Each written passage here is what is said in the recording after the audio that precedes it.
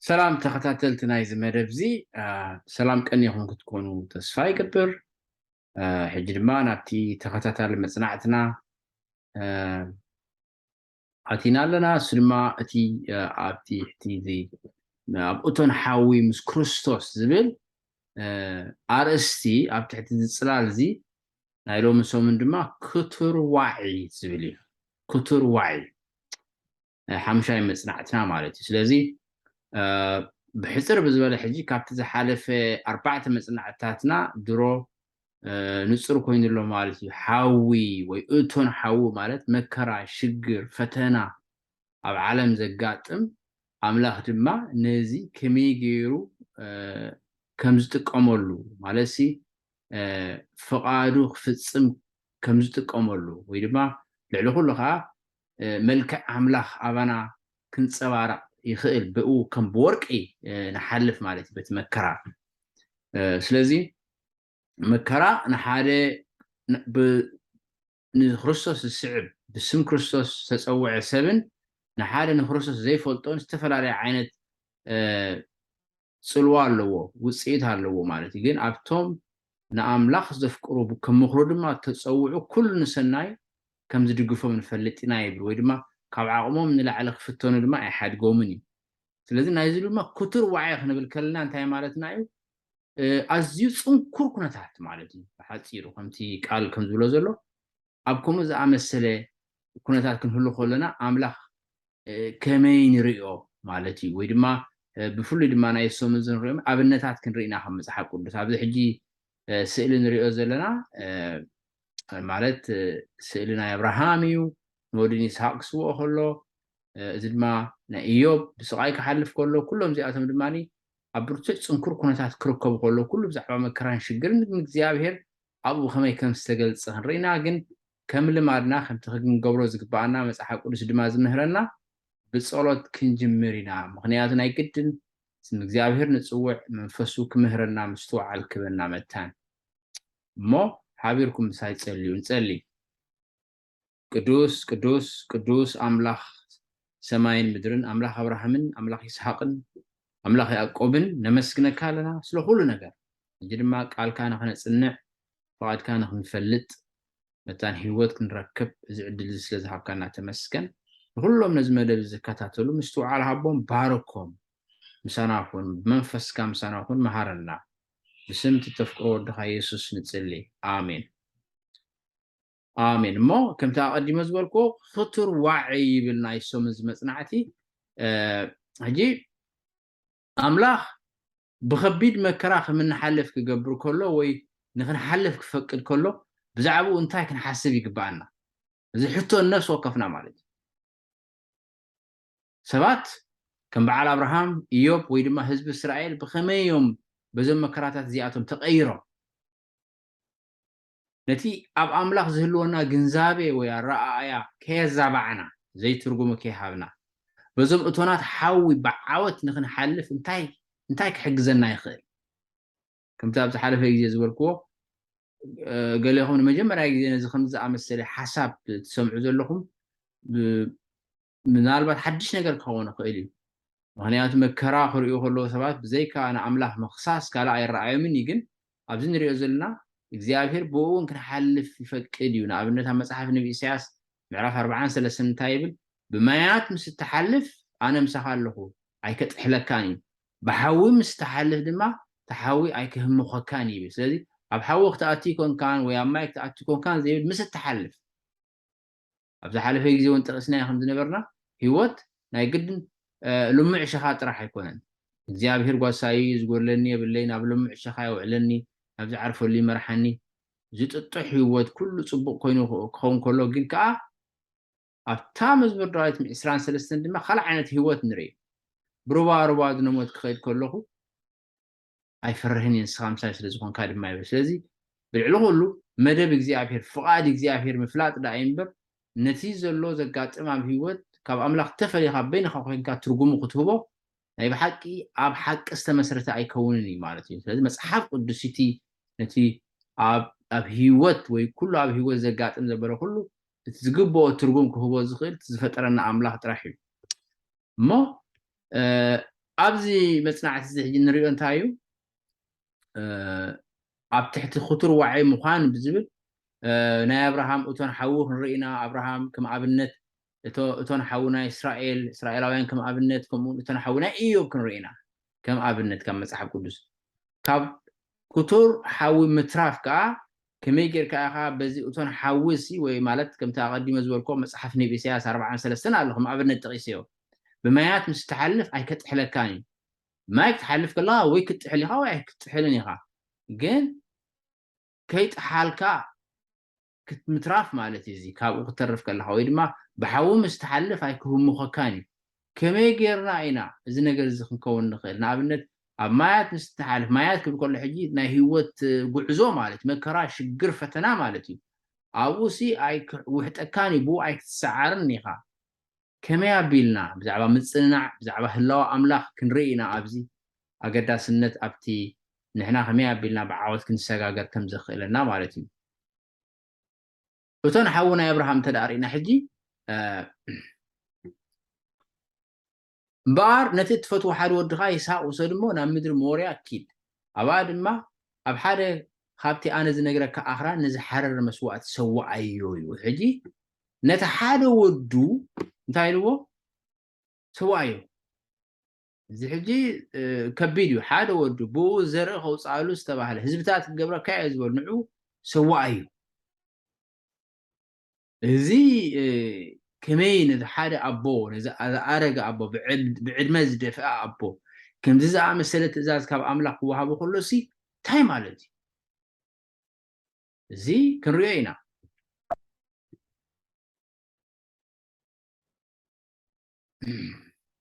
سبعوي مسوعات ما تنسى مسوع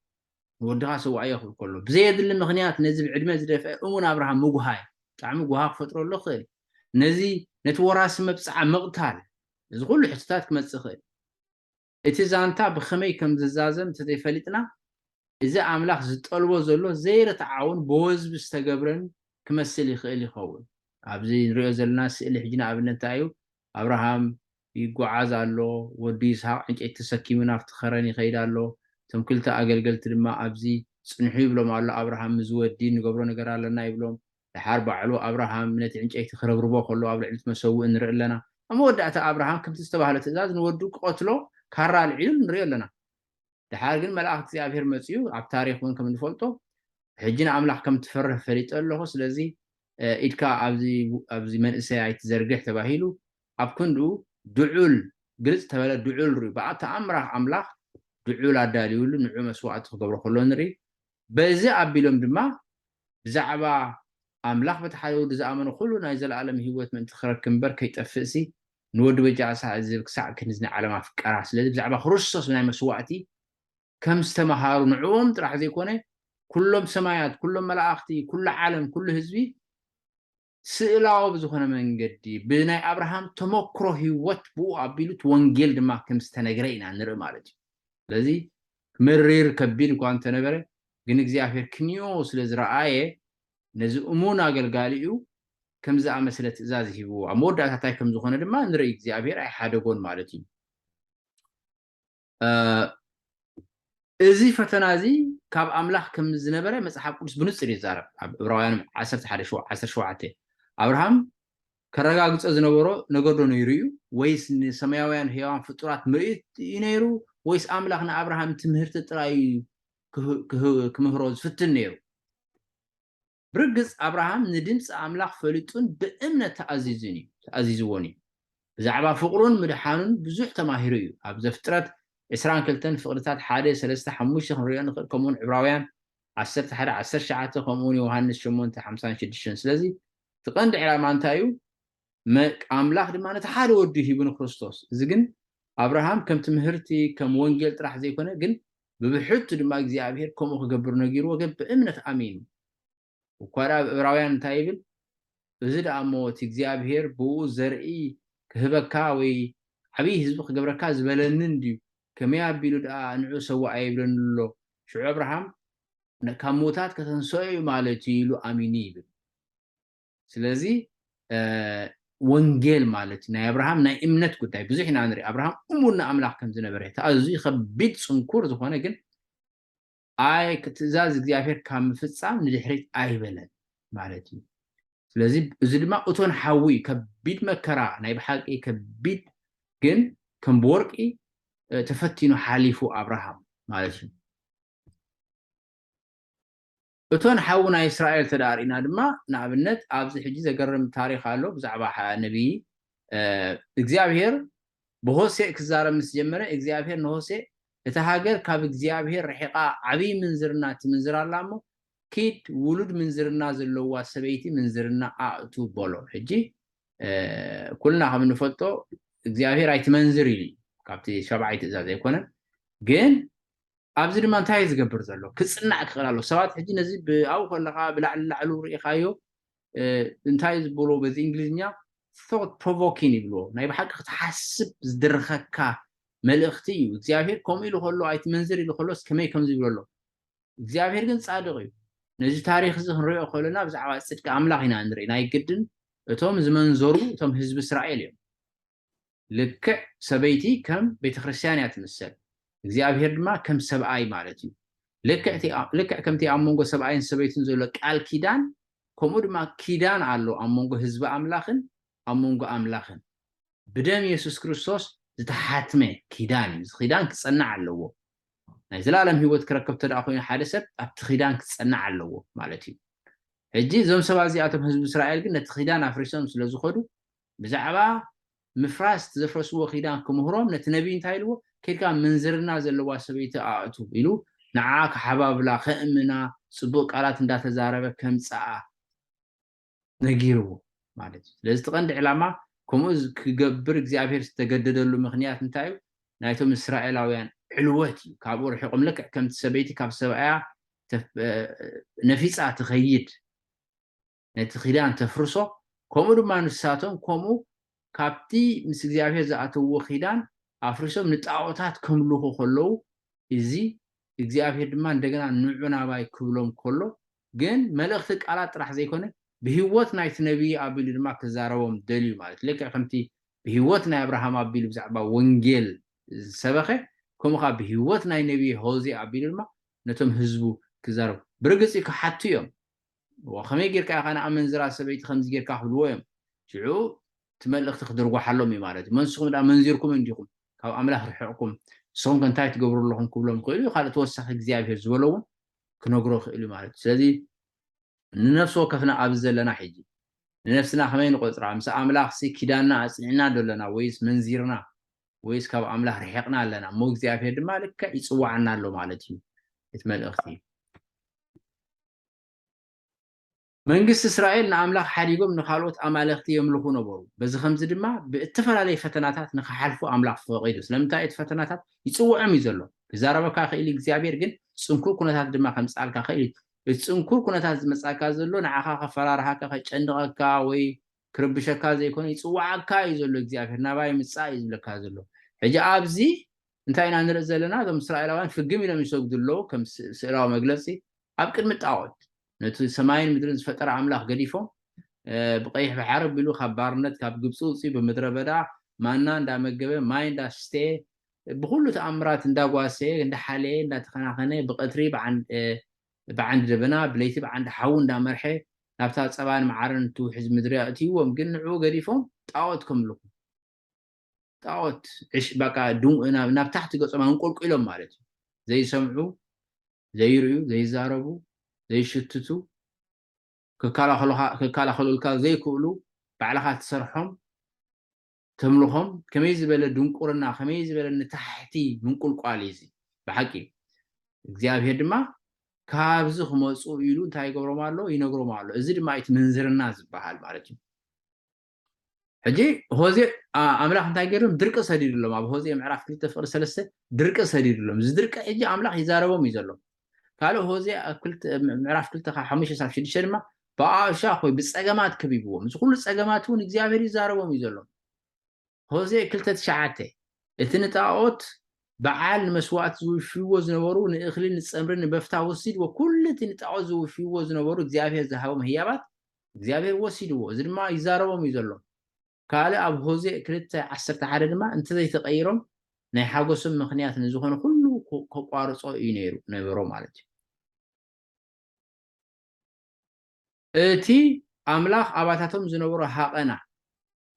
ምስ እቲ ሕጂ ዘሎ ሓደ ዓይነት እዩ ከም ዘፍቅረናን ዝባርኸናን ክንፈልጥ ይደልየና ኣብ ጎኑ ምስ እንኸውን ጥራይ ድማ ኢና ሕጉሳት ክንከውን እንኽእል ሓጎስ ሰላም ካበይ ይመጽእ ሕብረት ምስ ኣምላኽ ንየሱስ ብምፍላጥ فقادو بمفلات مصحف قدس بمنباب سمو بمصواع ببرهان بممللاس تاي مالتي بتي زغلصو قالو نعو بمئزاز بمنبار مالتي ابزي كم ابنت تدارينا ابز سئل زنتاينا نرزلنا اتنبي نتا سبيتي نتا منزرا سبيتي يحبابل الله انا مالتي حبابل انت مالتي يامنا يدليك يفتوك يبلالو نابو خمسه ابز دما كريستوس نحاد سب انا يفكرك يبلولو مالتي كم سئلاو مغلصي ابز نريزلنا ابز سئل زي ስለዚህ ኪዳን ማለት እዩ ኪዳን ኣምላኽ ኪዳን ምግባር ማለት እዩ እቶን ሓውና ኢዮብ እዚ ድማ ኢዮብ ፍሉጥ ኣብነት ኣብ መጽሓፍ ቅዱስ ብብዙሕ ሽግር መከራ ዝሓለፈ እዩ ኣብዚ ሕጂ ስእላዊ መግለፂና ኢዮብ ኣሎ ንሪኦ ዘለና ሽዑ ኢዮብ ተንስኡ ክዳኑ ቀደደ ርእሱ እውን ላፅየ እሞ ጥራየ ካብ ከርሲ ወላዲተይ ዝወፃእኩ ጥራየ ከዓ ናብኣ ክምለስ እግዚኣብሔር ሃበ እግዚኣብሔር ድማ ወሰደ ስም እግዚኣብሔር ይባረኽ ኢሉ ናብ ምድሪ ተደፊኡ ሰገደ ድሕሪ ዝኩሉ ዘጋጥሞ እዚ ክበሃል ዘይከኣል መከራን ሽግርን እግዚኣብሔር ኢዮብ ንእግዚኣብሔር ምምላኹ እንታይ ኣይገበረን ኣይቋረፀን ኣቓልቦ ሰይጣን ናብ ኢዮብ ብምግባር ኣምላኽ ተኸታታሊ ኣዕናዊ ፍጻሜታት ኣላዓልን ኣፍቀደን ምክንያቱ ኣብ ኢዮብ 1:8-12 እንታይ ንብል ንኢዮብ ባርያይ ኣስተፊልካሉ ዶ ኢሉ ዝሓትት ኣምላኽ እዩ ስለዚ እግዚአብሔር ንኢዮብ ጸልይዎ ወይ ናይ ብሓቂ ከጨንቆ ደሊ ዘይኮነሲ ካብኡ ዝዓበየ ስእሊ ኣሎ ጉዳይ ኣሎ ስለዚ ኢዮብ ከዓ ነዚ በዚ ነገር ዝክሓልፍ እግዚአብሔር ርግፀኛ ነይሩ ኢዮብ ሲ ብዝኾነ ይኹን ምክንያት ተደሪኹ ዘይኮነስ ብፍቅሪ ኣምላኽ ተደሪኹ ኣብ ሓቀኛ እምነት ተመስረተ ህይወት ነይሩዎ እግዚአብሔር ድማ ነዚ ናይ ሓቀኛ ህይወት ብሓዊ ተፈቲኑ ከም ዝሓልፍ እግዚአብሔር እንታይ ነይሩ ርግፀኛ ነይሩ ስለምንታይ እዩ ኣምላኽ በዚ ከምዚ ዝበለ ስቃይ እዚ ከምዚ ዝኣመሰለ ስቃይ ንክለዓል ዝፈቀደ ክንዲ ዝኣክል ክፍኣት ከምፅእ ንሰይጣን ምፍቃዱስ ፍትሓዊ ምዃኑ ድዩ እዚ እተፈልየ ኣጋጣሚ ድዩ ወይስ ኣምላኽ ተመሳሳሊ ነገር ክገጥመና ክፈቅድ ይኽእል ኩሉ ሳዕ ምፅንናዕ ካብ ኣምላኽ እዩ ዝርከብ ነቲ ኣብ ሂወት ዘጋጥም ዝተፈላለየ ዓይነት ሓጎስ ጎፅ ዓቐብ ቁልቁል ኩሉ بمنصر مصحف قدس بمنصر تفطرنا املاح እንድሕር ዘይተራእዩ ወላ ሓንቲ ድቕድቕ ጸልማት ማለት ግን እግዚአብሔር ምጽናዕ ይህብ ኩሉ ንዑ ምፍላጥ እዩ ተቀደማይ ነገር ናብ ንክርስቶስ ምፍላጥ እዩ እግዚአብሔር ድማ ንህይወትካ ይመርሖ ስለዚ እዚ ናይ ኢዮብ ናይ ሓዊ ማለት እዩ እቶን ሓዊ መከራ ሽግር ኣብነት ናይ እሙን ምዃን ወይ ድማ ንባዕሉ ኢዮብ ታይሉ ዝሓለፈ መጽናዕትና ከም ዝረኣናዮ ከም ወርቅ ይፈትነኒ ኣነ ከዓ ከም ወርቅ ተወልዕ ወፅየ ከምኡ ድማ ይኮይኑ ምክንያቱ ኣብ መወዳእታ እዚ እቲ ኣብ መወዳእታ ዝበሎ እዩ እዚ ኣምልኾ ናይ ኣምልኾ ናይ ኣብ ኣምላኽ ናይ ምፅንዑ መረጋገፂ ማለት እዩ ንከምዚ ዝኣመሰለ ኩነታት ብክልተ መገድታት ክንገጥሞ ንኽእል ንኸውን ነዚ ከም ተመሳሳሊ ሽግር መከራ ኣብ ሂወት ከጋጥመና ከሎ እቲ ሓደ እንታይ እዩ ምምራር ንኣምላኽ ምንፃግ ወይ ድማ ኣፀቢቕካ ናብኡ ምልጋብ ክልተ እዩ ዘሎ ናይ ኢዮብ ምላሽ ኣምልኾ እዩ ነይሩ ብኸመይ ኣምሊኹ ድማ ኣብዚ ንሪኦ ኣለና ማለት እዩ ንእግዚአብሔር ሰጊዱ ካብ ከርሲ ወላዲተየ ዝወፃእኹ ኢሉ ካልእ ጥራየ ዝወፃእኩ ጥራየ ከዓ ክምለስ እየ ኢሉ ኢዮብ ኣብቲ ኩነታቱ እዚ ድማ ዝኾነ ዝግባኣኒ ዝብሎ ከምዘየሎ ተቐቢልዎ ማለት እዩ ካልእ እግዚአብሔር ሃበ እግዚአብሔር ድማ ወሰደ ኢሉ ኣምላኽ ንህይወቱ ዝቋፃፀር ከም ዝኾነ ኣፍልጦ ሂቡ ማለት እዩ ስም እግዚአብሔር ይባረኽ ድማ ኢሉ ንእምነቱ ብፅድቂ ኣምላኽ ህድልድልዋ ስለዚ ከምዚ ዝኣመሰለ ኣብ ዝተፈላለየ ፅንኩር ኩነታት ክኾን ከሎ ኢዮብ ከምዚ ገይሩ ኣምሊኹ ንኣምላኽ ምምላኹ ደው ኣይበለን ኣይቋረፀን ማለት እዩ እግዚአብሔር ድማ ኣብ መወዳእታ ክንደይ ፅቡቅ ነገር ከም ዝገበረሉ ንርኢ ማለት እዩ ኣብቲ ታሪክ ናይቲ መፅሓፍ በዚ ከምዚ ኢዮብ ካብቲ እቶን ሓዊ ከም ብወርቂ ተኮሊዑ ወፂኡ ምፅንናዕ ማለት እዩ ምፅንናዕ ሕጂ ድሕሪ ዝኩሉ ምስ ሓለፍና እዞም ሰለስተ ኣብነታት ርኢና ናይ እስራኤል ናይ ሆሴዕ ከምኡውን ናይ ኢዮብ ወይ ድማ ናይ ኣብርሃም ርኢና ዳሕራይ مصنع ليلنا ማለት በእጂ ኣብ ካልኣይ ቆሮንቶስ 1:4 እንታይ ይብል በትን ርእስና ካብ ኣምላኽ እንጸናንዓሉ ምጽናዕ ነቶም ኣብ ፀበባ ዘለዉ ዘበሉ ኩላቶም ከነጸናንዕ ምእንቲ ክከኣለና ብፀበባና ዘበለ ዘጸናንዓና ንሱ እዩ ኣብ ዓለም ሽግር ኣሎ መከራ ኣሎ ክንደይ ፀገም ኣሎ ግን ንሰብ ንኣምላኽ እንተሕዳእ ዘይፈሊጡ ካብ ኣምላኽ ምጽናዕ ክረክብ ተደኣ ዘይክኢሉ ምጽናዕ ክረክብ ኣይክእልን ዝበለፀ ምጽናዕ ድማ ካብ ኣምላኽ ጥራሕ ይዝርከብ ስለዚ ከምታ ቀዲመ ዝበልኮ ማለት እዩ ነዚ መልእኽቲ ትሰምዕዎ ኣብቲ እምነትኩም ክሳብ ክንደይ ደረጃ ክሳብ ክንደይ ንኣምላኽ ትፈልጥዎ ባዕልኩም ትፈልጥዋ ግን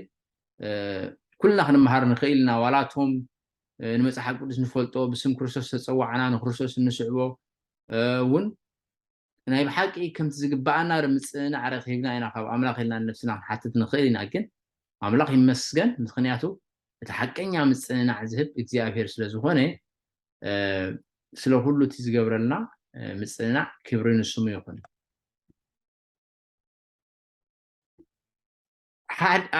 ኣብ ሓድሽ ኪዳን ድሕሪ ኢየሱስ ካብ ኩሉ ንላዕሊ መከራ ዝሕለፈ ሃዋርያ ጳውሎስ እዩ ኣብ ካልኣይ ቆሮንቶስ 11 ካብ 23 ክሳብ 29 ነንብብ ኢና ኣምላኽ ከድሕኖ ከም ዝኽእል ርግፅነት እንዳሃለዎ ብዙሕ ሕማቅ ኩነታት ኣጋጢሞ ኣብ ካልኣይ ቆሮንቶስ 1:10 ክንረክብ ንኽእል ኢና ቤተክርስትያን ድማ ክትጽልየሉ ነይራ ሃዋርያ ጳውሎስ እቶም ኣመንቲ ማለት እዩ ስቃይ ሙሉእ ብምሉእ ኣብ ኣምላኽ እምበር ኣብ ገዛእ ርእሱ ንኸይውከል ከም ዝሓገዞ ርግፀኛ ነይሩ ሃዋርያ ጳውሎስ እቲ ስቃይሲ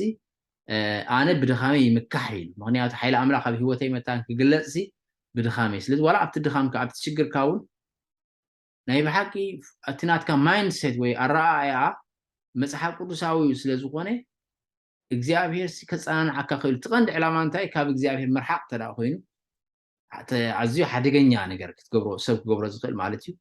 እንተዳ ትዘጋጥመካ ሽግርን መከራን ድማ ናትካ ውሱንነት ሓገዝ ከም ዘድልየካ ንኣምላኽ ክትደሊ እንተደኣ ኣኽኢሉካ ዘን ድኻምካ በዚ እንግሊዝኛ እንታይ ይብሉ ብለስን ኢን ዲስጋይዝ ምክንያቱ መብዛሕትኡ ግዜ ብመከራ ክትሓልፍ ከለካ ሓደ እግዚኣብሔር ካብ ዝዛረበሉ መንገድታት እዩ እሞ ምናልባት ሽግር ከጋጥመካ ከሎ ዝተፈላለዩ ዓይነት ምናልባት ናይ እግዚኣብሔር ድምፂ ክኸውን ይኽእል እዩ ካብኡ ስለ ዝረሓቕካ ክኸውን ይኽእል እዩ ከምቲ ኣብነት ናይ ነቢ ሆዚእ እውን ዝረኣናዮ ማለት እዩ ስለዚ ስቃይ ሙሉእ ብምሉእ ኣብ ኣምላኽ እምበር ኣብ ገዛእ ርእሱ ንኸይውከል ከም ዝሓገዞ በዚ ምክንያት ሃዋርያ ጳውሎስ ይዛረብ ማለት እዩ ኣብቶም መከራታት እቲኣቶም ብኣምላኽ ከም ዝተፀናንዐ ተሰሚዕዎ እዚ ድማ ንካልኦት ሰባት ኣብ ፀበባኦም ንኸፀናንዖም ከም ዝሕግዘና ፈሊጡ ብርግፅ ከምኡ ብሽግር ዝሓለፈ ሰብ ንካልኦት ሰባት ንኸፀናንዕ ይኽእል እዩ ይረድኦ እዩ ናይ ካልኦት ሰባት ፀገማት ስለዚ ብዙሕ ምክንያት ኣለዎ ሓደ ንገዛእ ርእስና ከም ወርቂ ተኮሊዕና ንወፅእ ኣብኡ እምነት ንምሃር ኣብኡ ትዕግስቲ ንምሃር ኣብኡ ኣብ እግዚኣብሔር ምውካል ንምሃር ግን ከዓ ዝሓለፍናዮ ተመክሮ ንባዕሉ ካልኦት ሰባት ኣብ ሽግር ኣብ ፀገም ክህልው ከለዉ ዘፀናንዕ ቃላት ክንህብ ወይ ዘፀናንዕ ዝተፈላለየ ዓይነት ሓገዛት ክንገብር የኽእለና ማለት ናይ ባዕልና ተመክሮ ስለዚ ብብዙሕ ሽግር ዝሓለፍኩም ድሕር ኣለኹም ናይ ብሓቂ እቲ ሽግር ንኸተገልግሉ ወይ ንካልኦት ሰባት ንበረኸት ክትኮኑ ኣኽኢልኩም እዩ እምበር ከምዛ ሓሊፈ ከምዚ ሽግር ኣጋጢሙኒ ኢልካ ምስ ቁርቋር ኣይኮነን መፅሓፍ ቅዱስ ክንሪኦ ከለና ናይ ብሓቂ ብዝተፈላለየ ዓይነት መንገዲ ኣረኣእያ ክንሪኦ ኣለና ንፅቡቅ ክንሪኦ ክንክእል ኣለና ማለት እዩ ህላዊ ኣምላኽ ኣብ መወዳእታ ሓደ ካብቲ ድማ እንታይ እዩ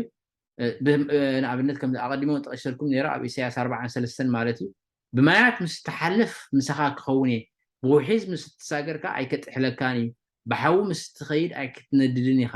ሃልሃልታ እውን ኣይክህምኸካን ኣብዚ ሕጂ ስእሊ ናይ ኣብ መፅሓፍ ቅዱስ ሲድራቅን ሚሳቅን ዓብደነጎን ኣብ ሓዊ ክኣትዉ ከለዉ ወዲ ኣምላኽ የሱስ ድማ ምስኦም ከም ዝነበረ ፀጉሪ ርእሶም ከም ዘይቃረየ ጨና ሓዊ ከም ዘይነበሮም መፅሓፍ ቅዱስ ይነግረና ብእምነቶም እዚኣቶም ድማ ናብቲ እቶን ሓዊ ከይዶም ካብ ንኣምላኽ ንጣዖት ምምላኽሲ ኣብ ሓዊ ምእታዊ ሕሸና ኢሎም ብእምነቶም እግዚኣብሔር ድማ ንእምነቶም ኣኽቢርዎም ብእምነቶም ክርስቶስ ኣብኡ ተገሊፁ ማለት እዩ ስለዚ ብሓዊ ምስ ተሓልፍ ከሎ ምስኦም ነይሩ ተፈፂማ ናይ ብሓቂ እዚኣ ብውሒዝ ምትሳገር ድማ ኣይከጥሕለካን እዩ ስለዚ እትና እግዚአብሔር ምህላዊት መሰረታዊ ነገር ማለት እዩ ንሱ እንድሕር ኣሎ ተሓዊ ኣይክህምኾካን እዩ ትማይ እውን ኣይከጥሕለካን እዩ ማለት እዩ ኣምላኽ ንኽቱር ዋዒ ዝተቓላዕና ክንከውን ብምግባሩ ብዛዕባ እቲ ፍትሓውን ፈቃርን ባህርያቱ ንክንጠራጠር ክደፋፍኣና ይኽእል ይኸውን ማለት ኣብ ብዙሕ ሕቶታት ክንመፅእ ንኽእል ንኸውን ኣብ ናይ ኣምላኽ ድራኸ ዋላ እውን እንተዘይተረዳእናዮ ፍቕሪ ኣብ መዝሙር ዳዊት 113 ሓለዋን ክንክንን ከምኡ እውን ኣብ ቀዳማይ ቆሮንጦስ 10:13 ክንጠራጠር የብልናን ዋላ እኳ ነቲ ዘጋጥመና ኩነታት ተዘይተረዳእናዮ ግን እግዚኣብሔር ከም ዘፍቅረና ከም ዝሓልየልና ክንጠራጠር የብልናን ምክንያቱ እቲ ንሓደ ወዱ በጃ ሕሊፉ ዝሃበ ከምኡ ከምስኡ ኩሉ ዘይበና ኩሉ ንፅቡቅ ንሱ ዘይክእሎ ነገር ዋላ ሓንቲ የልዎን ሰማይ ምድርን ዝፈጠረ ኣምላኽ እዩ ስለዚ ኣብቲ ናቱ ፍቕሪ ኣብቲ ናቱ ሓለዋ ኣብቲ ናቱ ክንክን ክንጠራጠር ከም ዘይብልና እዚ ኩሉ ኣብነታት ናይ መፅሓፍ ቅዱስ ብፍላይ ናይ ኢዮብ ናይ አብርሃም ክምህረና ይኽእል ማለት እዩ ዝገጥመና መከራታት ይሃሉ ብዘይገድስ ምሳኻ ወይ ምሳኺ ክኸውን እየ ኢሉ መብፃዕ ኣቲልና ኣሎ ኣብ ኢሳያስ 43 ፍቕዲ 2 ከም ዘንበብናዮ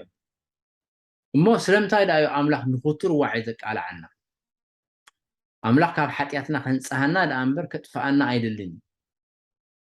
ክንዓብን ፅሩያት ክንከውንን ደኣ እምበር ከሳቅየና ኣይደልን ክሓልየልና ደኣ እምበር ፈፂሙ ኣይክሓድገናን ስለዚ እዚ እቲ ዕላማ ነዚ ፈሊጥና ድማ ሰብ ነዚ ፈሊጡ ክበርትዕ ክኽእል ኣለዎ ድምፂ እግዚኣብሔር ድማ እንታይ ክገብር ኣለዎ ክሰማዕ ኣለዎ ናይ እግዚኣብሔር ምህላው ማለት እዩ እዚ ሕጂ ካብ God's Amazing Grace ዝብል ካብ ናይ ኤለን ዋይት ነቢይት እያ ነይራ እግዚኣብሔር ብኣ ኣቢሉ ዘገርም መልእኽቲ ዝሃበና ማለት እዩ ከምዚ ኢላ ተዛሪባ መብዛሕትኡ ግዜ ብርሃን ፀሓይ ናብ ዝኸድዎ ዘበለ እናምፅኡ ዝዓበየ ምፅንናዕ ንካልኦት ዘብዝሑ እቶም ዝዓበየ ጓህን ሓዘንን ፀሩ እዮም እዞም ከምዚኣቶም ዝበሉ ብፀበባኦም ናይ ምእረምታ መቕፃዕቲ ተቐቢሎምን መቂሮምን እዮም ናብ ፅላል ፍቕሩ ደኣ ለገቡ እምበር ብመከራ ምስ ተጠቕዑስ ንእምነቶም ኣይሓደጉን እቶም ከምዚ ዝበሉ ብዛዕባ ሓልዮት ኣምላኽ ህያው መርትዖ እዮም ስለዚ ንሕና ካብኦም ክንከውን ድማ እግዚኣብሔር ይደግፈና ማለት ስለዚ ኣምላኽ ይባረኽኩም ስለ ዝነበረና ግዜ ናይ ሎሚ መደብና ክቱር ዋዒ ዝብል ኣብዚ ወዲእና ኣለና እንተ ደኣ ብዝተፈላለየ ናይ ህይወት ሽግር ፀገም መከራ ተሓልፉ ኣለኹም ኮንኩም ነቲ ተሓልፍዎ ዘለኹም መከራ እንታይ ኢልኩም ብመንፅር ቃል ኣምላኽ መፅሓፍ ቅዱስ ክትርእይዎ እሞ ምናልባት እቲ ኣምላኽ ብኡ ኣቢሉ ዝዛረበኩም ዘሎ ክሰምዕዎ እዩ እቲ ዕላማ እሞ ኣምላኽ ይደግፍኩም ኣምላኽ ይደግፈና ንኩልና ስለዚ ኣብቲ ዝቐፅል መደብ ክሳብ ንራኸብ ሕጂ ግን ብፀሎት ክንዓፂ ኢና እሞ ንፀልም በኣር ከምቲ ብፀሎት ጀመርናዮ ብፀሎት ድማ ንውድእ ቅዱስ ቅዱስ ቅዱስ እግዚኣብሔር ኣምላኽ ሰማይን ምድርን ዝፈጠርካ ተመስገን ወኣምላኽ እንሆ ብኽቱር ዋዒ ብመከራ ብሽግር ክንሓልፍ ከለና ንስኻ ይተሓድገናን ኢኻ እሞ ተመስገን ስለቲ ኩሉ ዝገብር ሓይልኻ ወኣምላኽ ስለዚ ምስ ኩሎም እቶም ዝሰምዑ ምስኦም ኩን ባርኩም ብኩሉ ፀገምን ሽግርን መከራን ክሓልፉ ከለዉ ምፅንናዕ ሓቦም ፈቓድካ ኣብ ሂወቶም ንክፍፀም ክፈቅዱ ድማ ጎይታ ኣኽእሎም ጎይታ ምሳና ኩን ተሪፉን ዘሎ ግዜ ንዓኻ ሕሊፍና ንበካ ኣለና ብስም ተፍቅሮ ወድኻ የሱስ ንፅልይ ኣሜን ኣምላኽ ይባርኽኩም ኣብ ቀፃሊ መደብና ክሳብ እንራኸብ ኣብ ዝመፅእ ሰሙን ማለት እዩ